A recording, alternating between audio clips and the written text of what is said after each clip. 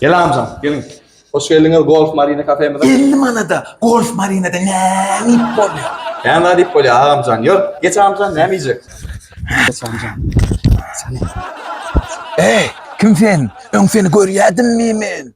Ay, yo amcan ne var? Hakkı yok. Diysem, nakarın muht beriyordun mi sen? Amcan muht bolmasa da muhtun var yani olur amcan. Haydi otur. Hiç kafeye yetmeyen yerde gönlüm. Golf marina sen rekordu dövdün. Şey diye amcan, sağ ol amcan. Menü yolumuzda seyret otur amcan, ne yiyecek? Yadır kakarım gelo gido. Gelo gido. Onun Yo. iman gider nedir? Akırlım. Durma amcan, giyin ol amcan, giyin rap ol amcan. Adamçılık biçimi, cüğünden kiçimi. Yüzün ütmediler burada. Ödüne çektin mi? Kasıkı. Düşünmedim amcam, bana orada diyen mi? Ay düşüp düşmeli ne ama özüm 4 dil biliyor. Yani başka dille öğrensem gılaza deriyede.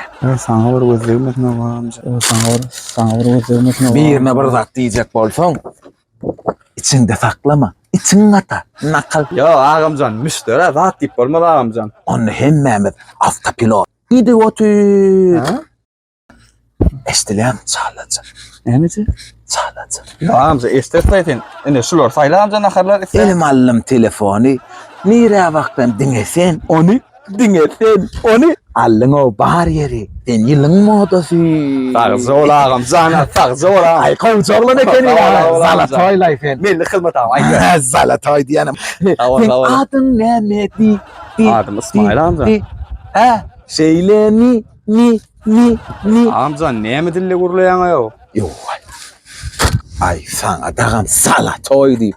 Adın Zalatoy bizi. Biz yok sen o Zalatoy der. Sen kellen düdük değil öydün amca. Sen ne erin Türk mü? Ya erin Türk mü? Türkmenlerle uğurlattı onu kam diyene ha. Ya amcan, rahat alsana. Mengden aklay bolup duruşun. Evet, rahat bir alsana. sürü. Mengden o var sen o. Akranı. Al çıkartın şunu at tutaydın. Bizi. Dur ağamcan. Testin toyun gördüm. Gördüm. Kaç toyun gördüm. Vermez atoyu orkuz. Ben de